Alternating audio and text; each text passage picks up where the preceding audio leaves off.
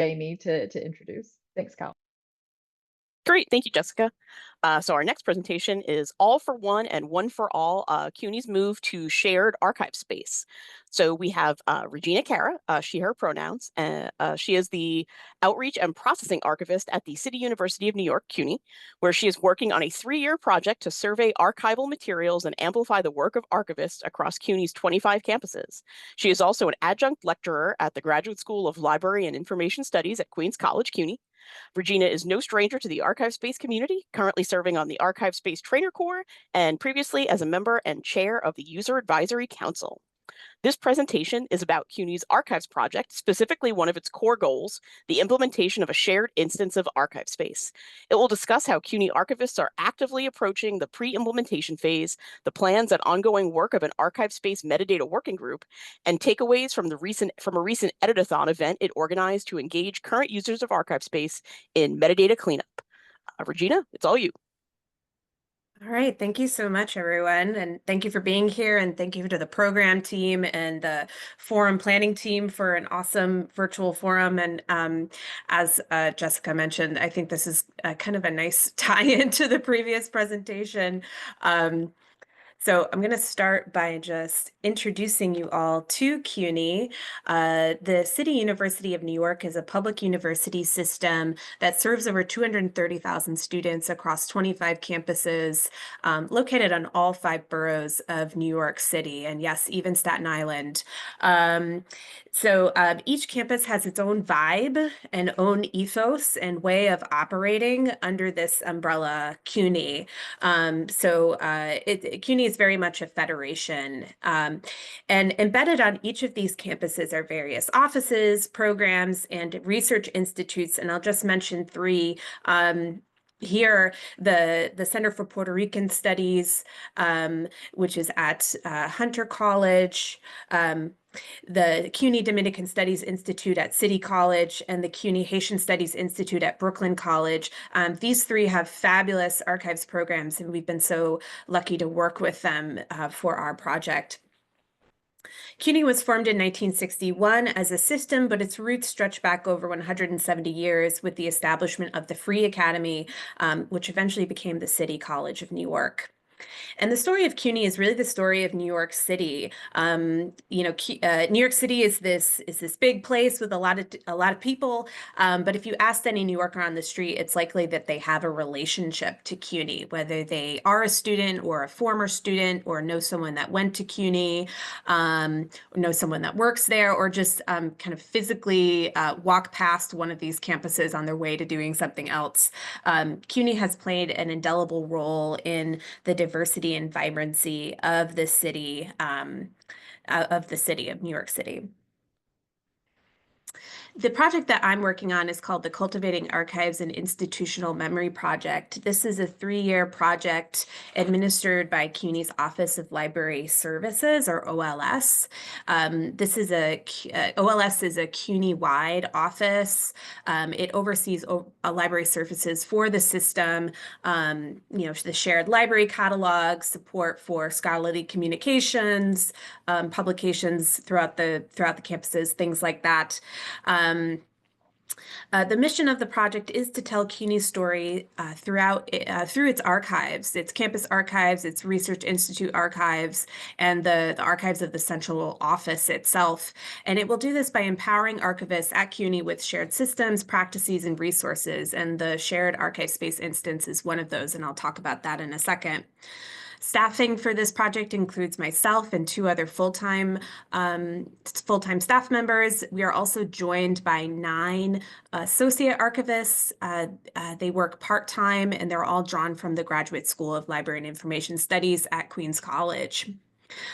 You can find more information about our project at that website there.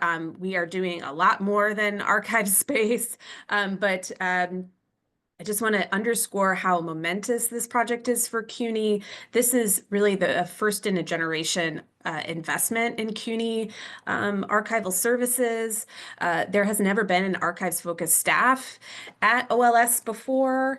My boss, Natalie Milbrod, is the first university archivist at CUNY. And while there have been valiant efforts by various campus archivists to come together in different committees to deal with issues that are affecting everyone in the system, there's really never been someone at the top whose job it is to really think big picture and think strategically about archives at CUNY. And as a result, the landscape for these archives across the system is very uneven. We have archives that are very differently resourced, very differently staffed. Archival description is just kind of one symptom of this larger issue. So out of the 26 CUNY archives and libraries that we are working with on this project, 12 have individual instances of ArchivesSpace. Most of these are hosted by Lyrasis. We have one that's hosted by LibraryHost. We have 2 archives that are using other content management systems to describe and manage archives. And then we have another 12 that do not have a content management system at all. About half of them are creating finding aids in Word, and then another 6 have no finding aids at all. And that's for various reasons. It could be that archive is staffed by, or has historically been staffed by an academic librarian, and creating a DAX compliant finding aid is just not part of their technical toolkit. It could also be that there actually is no archive program. There are archive materials that are set aside, but there's no one actively administering these things, so therefore there are no finding aids. So that just kind of gives you a taste of where we are. So the point of the project is to lift all boats with and giving our CUNY archivists the tools that they need to make archives more accessible. And this is really where the shared archives instance, ArchivesSpace instance comes in. Our vision is to have each archives at CUNY have their own repository within this single instance.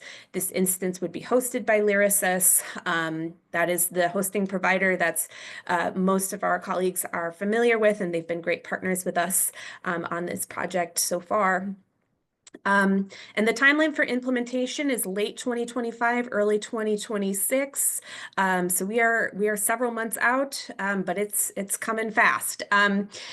Question you might have for me right off the bat: why would you do this? Why would you subject yourself to this? We actually priced this out for the shared instance versus a bunch of 25 separate instances of ArchivesSpace.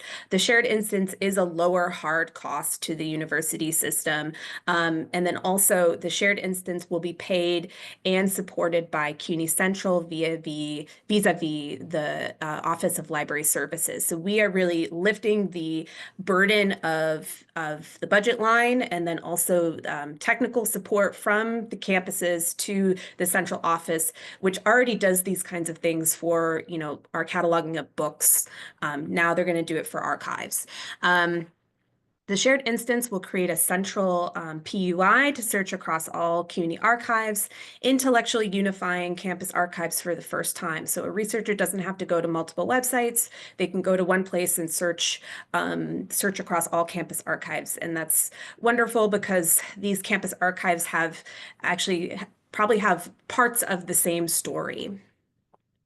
And then I also think the shared instance will in the long term, really improve and unify our control of collections across the system, and perhaps allow us for the possibility of shared programs, support, and governance. Making that mutual support a lot easier if we're all kind of in the same boat. Some ideas that have been floated are a shared reading room, so a researcher doesn't have to can query boxes from various institutions and go to one place rather than having to schlep all over the city.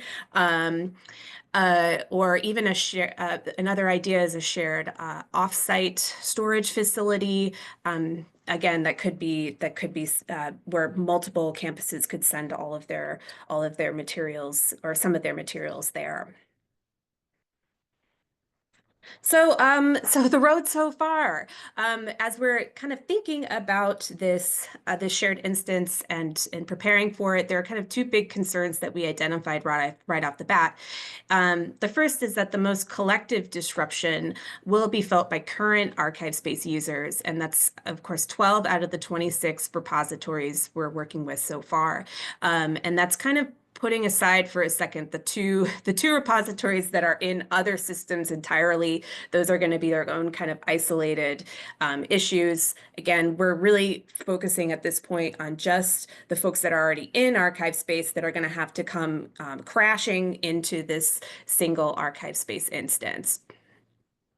And then number two is just the functions of ArchivesSpace itself. Some records and functions are shared across repositories, and these include agents, subjects, container profiles, locations, location profiles, and configurable controlled value lists.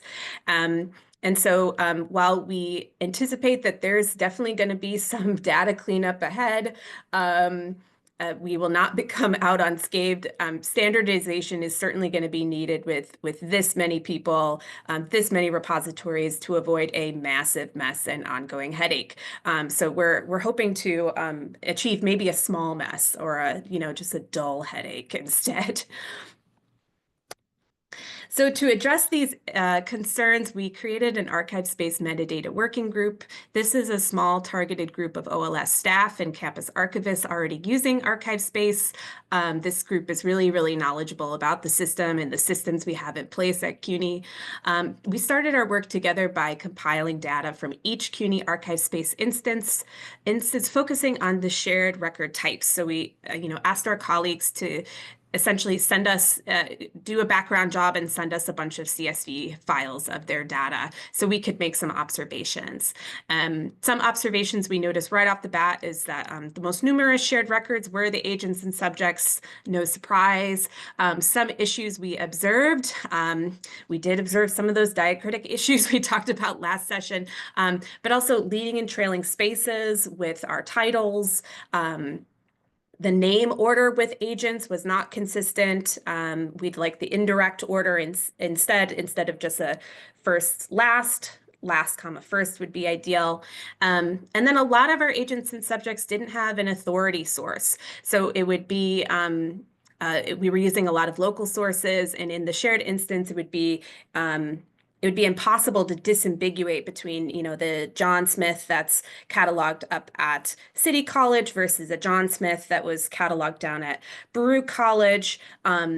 Given the proximity of these campuses and that they actually have a shared history, they could actually be the same person, but we wouldn't know if there wasn't, a layperson wouldn't know unless that there was an authority source there saying that those are actually the same person. We should merge those authorities together. So as we were identifying these issues, and the question really became how and when do we address these data cleanup issues that we're finding? We first thought about maybe some technical machine actionable solutions. We also thought about when do we do this work? Do we wait until after we merge to kind of deal with this big mess? Or do we try to do some of this work up front in the individual instances? And ultimately, we decided that we wanted to try to move a little bit slower and to fix some of these things by hand now, as we had, months in advance. Even though this might not be the most efficient way of fixing these data cleanup issues, it gave us an excuse to get folks together and engage them, and help them kind of set aside time for ArchivesSpace. Most CUNY archives are staffed by a lone archivist, maybe 2 people if they're lucky. So bandwidth is really, really short. You know this if you're a lone archivist. It's hard to set aside time to work in ArchivesSpace. So we wanted to promote that.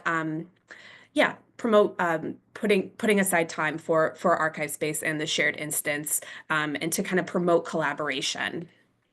So last month we hosted an ArchivesSpace Edit-a-thon in person at our OLS offices in Manhattan. This was an all-day event. We invited archivists using ArchivesSpace to come with their laptops and make edits directly in their individual instances. We fashioned this event after Wikidata Edit-a-thon events, if you're familiar with those. So you can see our run of show in the middle there. So at the top of each hour, a facilitator presented to the group a new thing to edit, such as leading and trailing spaces, or a new topic to discuss, such as Wikidata in ArchivesSpace. That's been something we've been exploring as a way to deal with those authority source issues that I just talked about. And then after the facilitator finished, the rest of the hour would be devoted to the task, to that task or discussing ideas with neighbors. And to facilitate the data cleanup, the working group leveraged the data that we collected from campuses months prior and made a master Excel spreadsheet for each record type. One of my colleagues, Kristen Fredrickson from OLS, did some Excel magic and was able to color code each data cleanup issue in the sheet. So in short, we identified the cleanup issues ahead of time for each repository. All our participants needed to do was show up, look at the sheet, and make the appropriate change in the individual instance. So you can kind of see a sample of that on the right side of your screen. We highlighted the leading and trailing spaces issue in yellow, and then there would be another column on that sheet that said which repository that issue belonged to, so they could just look on the sheet and say, ooh, I got to make that change in my instance. Takeaways from the event were overall positive feedback. We had 16 in-person participants, and folks really liked that this was in person. Again, it's really hard to get everyone together. So this ended up being a really special event. We had food, we had coffee. It was a lot of fun. Metadata was indeed edited, so mission accomplished. But I think the main takeaway was that we gained momentum for the shared instance. We provided space for conversation and collaboration, particularly for folks that hadn't yet been engaged in the shared instance in a very in-depth way. So that was our big win for us. Things we could have done differently. We could have made a better room choice. The room was very hot, and we had some Wi-Fi issues. It was also a very long room, and the projector was on one side of the room. So as you can imagine, if you're demoing ArchivesSpace or Excel, and that involves very small text, very small fields, and small buttons, the folks at the back of the room had trouble seeing what the facilitator was talking about.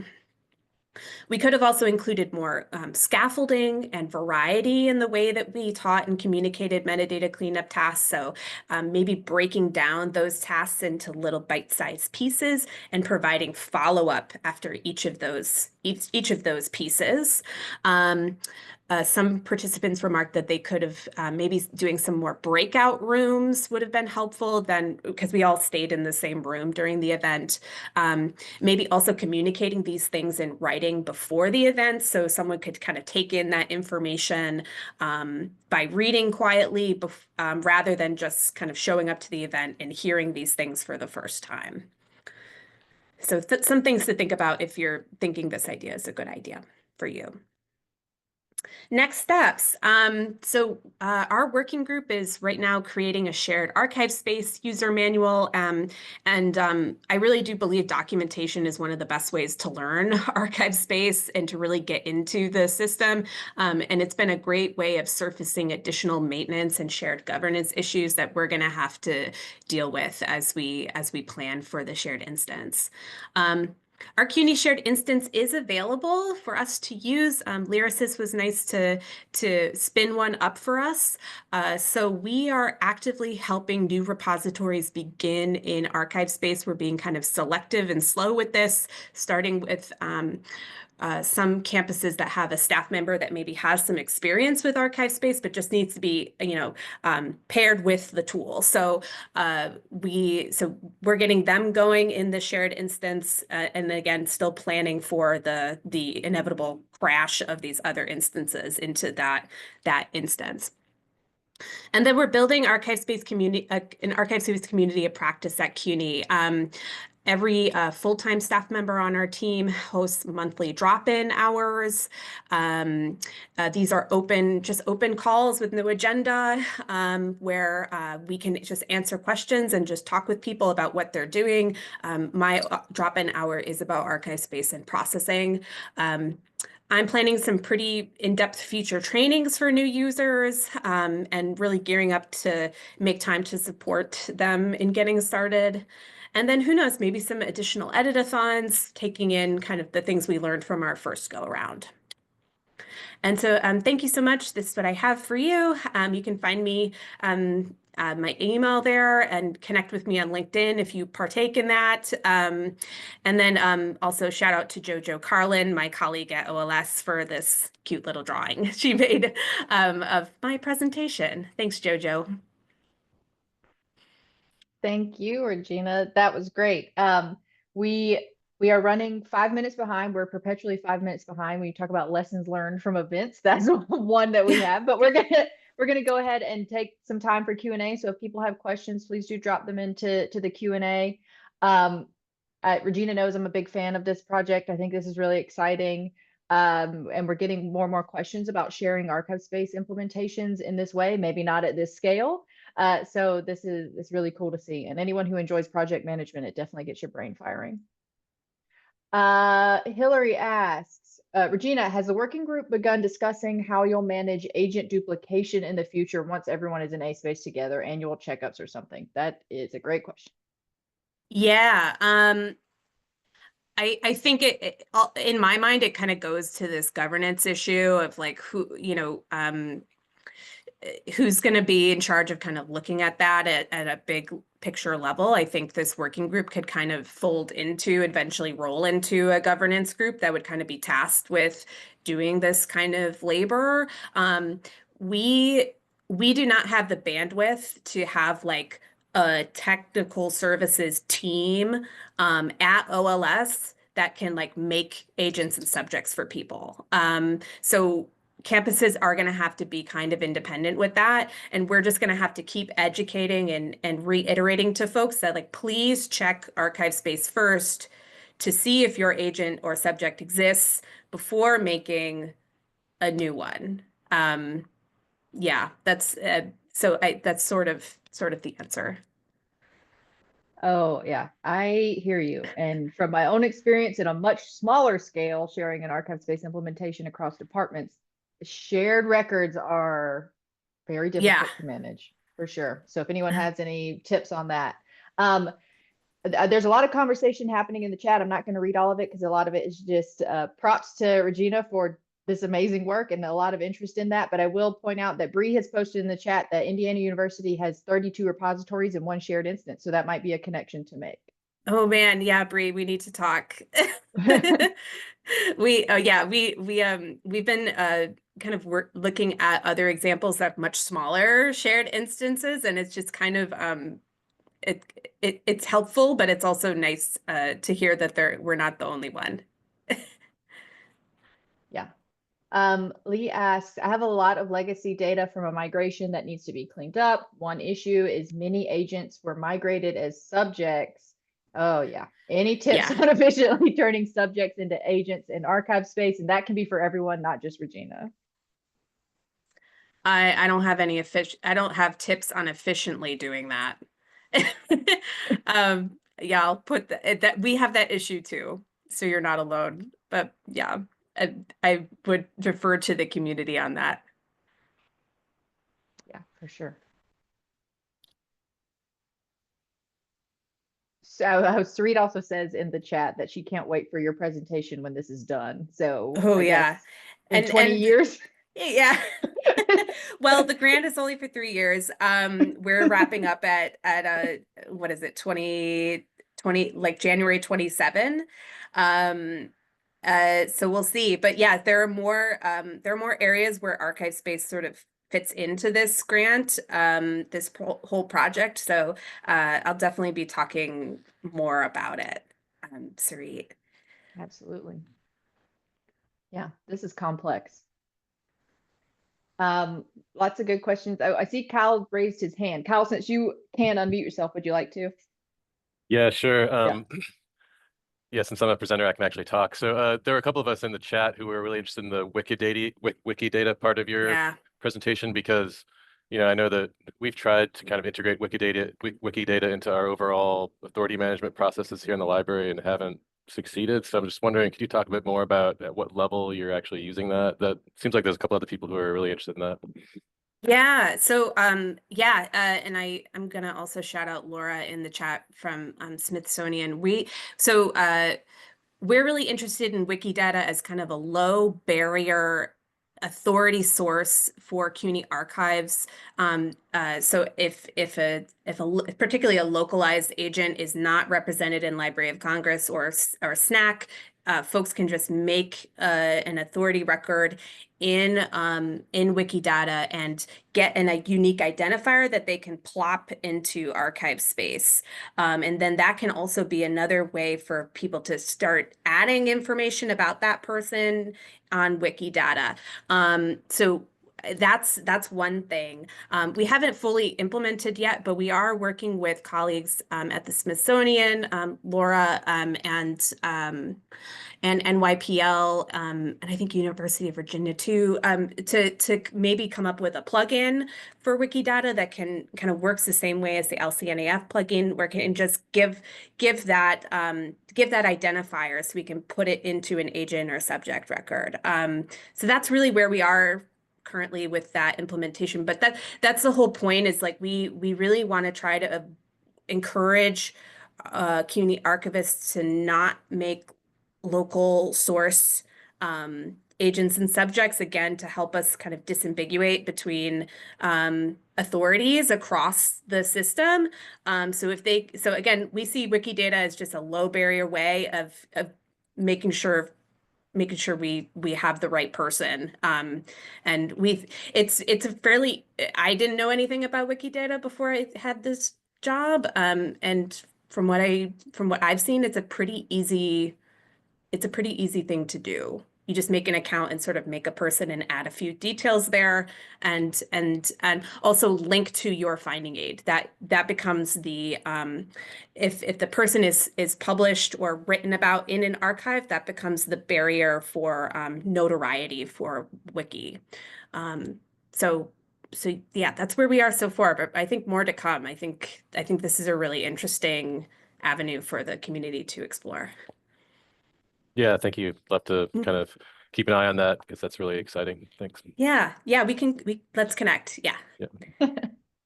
That's really interesting. It also goes in, I think, to Chris's presentation yesterday about your agent record as like the place of authority. So that's these are interesting conversations and very overlapping. But we are past time. This has been such a good conversation. I hate to cut it short.